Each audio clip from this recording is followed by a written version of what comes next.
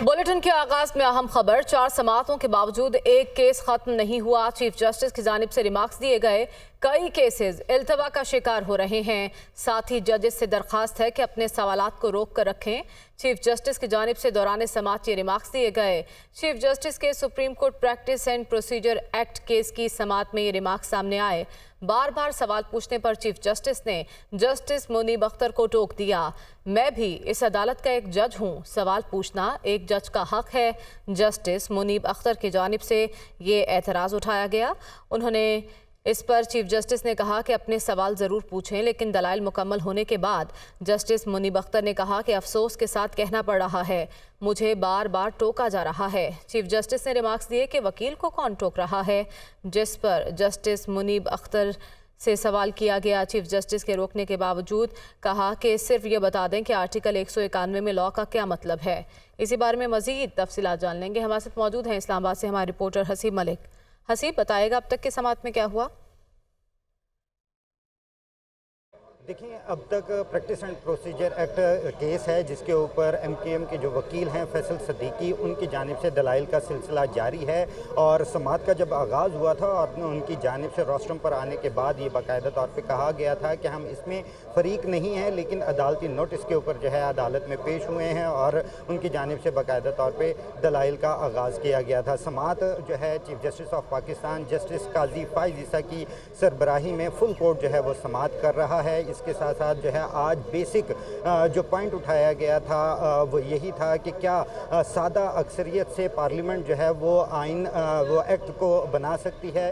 क्या इसके साथ साथ जो है दोबारा जो है जजिस के सवालात के ऊपर चीफ जस्टिस ऑफ पाकिस्तान की जानिब से मुदाखलत भी की गई और उनके जानिब से कहा गया कि जो सवालात हैं वो बाद में कर लिए जाएँ, अभी जो वकील है वो अपने दलाइल मुकम्मल कर ले या आपका जो एक माइंड सेट है उसको अपने फैसले के अंदर तहरीर कर दीजिएगा। जिसके बावजूद भी जस्टिस मुनीब अख्तर की जानिब से अपना सवाल भी रिपीट किया गया, अपना सवाल किया गया, जिसके ऊपर जो है फैसल सदीकी जो कि एमकेएम के वकील हैं उनकी जानिब से जवाब दिया गया। बेसिक अगर ओवरऑल आज की समाअत के हवाले से बात की जाए तो फैसल सदीकी जो कि एमकेएम के वकील हैं उनकी जानिब से 2-3 अहम पॉइंट उठाए गए थे, जिनमें से एक अहम पॉइंट ये था कि पार्लियामेंट के पास जो है कानून साजी का इख्तियार है और उनकी जानिब से ये बाकायदा तौर पे ये भी कहा गया कि ये जो प्रैक्टिस एंड प्रोसीजर एक्ट है इस को जो है कंटिन्यू किया जाए, इसके हक में उनकी जानिब से ये दलाइल दिए गए और उनकी जानिब से ये कहा गया कि प्रैक्टिस एंड प्रोसीजर एक्ट के ख़िलाफ़ जो दरखास्तें हैं उनको मुस्तरद किया जाए।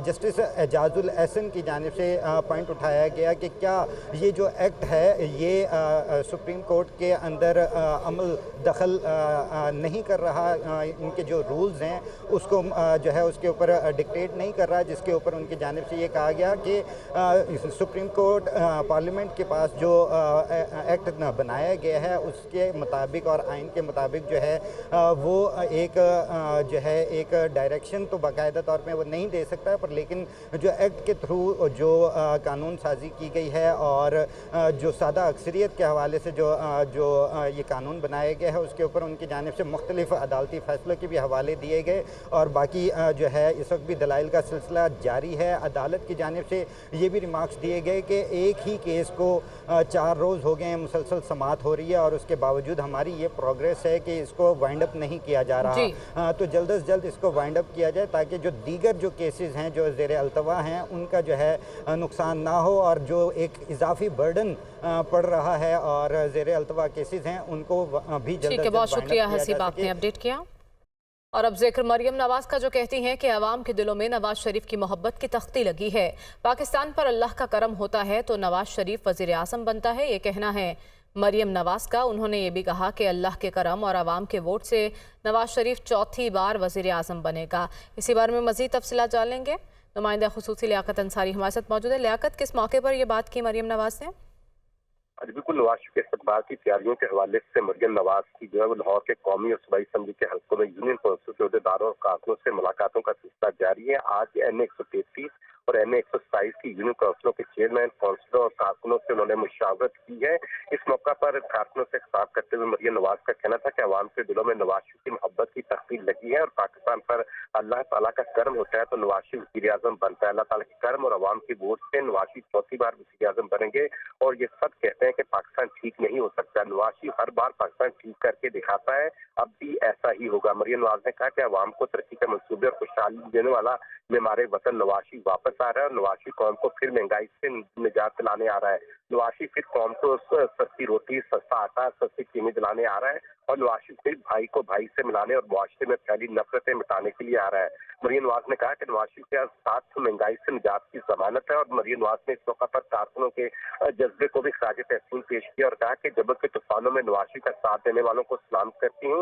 नवाज शरीफ ने अपना हर वादा पूरा किया है। मरियम नवाज ने नवाज शरीफ की कारकुनों की सरपरस्ती की रवायत को भी आगे बढ़ाया और इस मौका पर जो है वो अपने कायद के तारीखी सरकार के लिए तन मन धन लगाने का। ठीक है, बहुत शुक्रिया लियाकत, आपने अपडेट किया।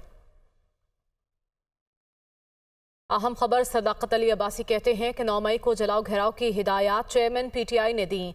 4 मई को पीटीआई मीटिंग में 6 मई की रैली की जगह का मकाम कचहरी चौक से मरीड चौक तजवीज़ किया।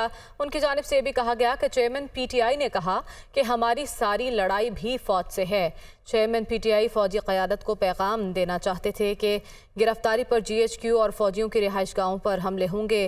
चेयरमैन पीटीआई ने यह भी कहा कि हम कामयाब हो गए तो मुस्तकबिल में उनके मुकाबले में कोई खड़ा नहीं होगा। चेयरमैन पीटीआई का मौक़िफ़ था कि कचहरी चौक से फौज की सारी आमदोरफ्त चकलाला की तरफ जाती है। चेयरमैन पीटीआई ने ही कहा कि लोग बाहर निकलें, जलाओ घेराव करें, तोड़ फोड़ करें और मुल्क में इंतशार फैलाएं। सदाकत अली अब्बासी की जानिब से तस्दीक की गई कि ये सब इक़दाम उन्होंने चेयरमैन पीटीआई की हिदायत पर किए।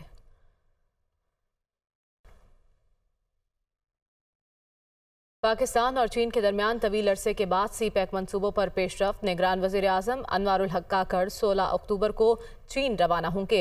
वज़ारत ख़ारजा निगरान वज़ीर आज़म 17 और 18 अक्टूबर को तीसरे बेल्ट एंड रोड फोरम में शिरकत करेंगे। अहम खबर है जिससे मुतालिक आपको अपडेट कर रहे हैं।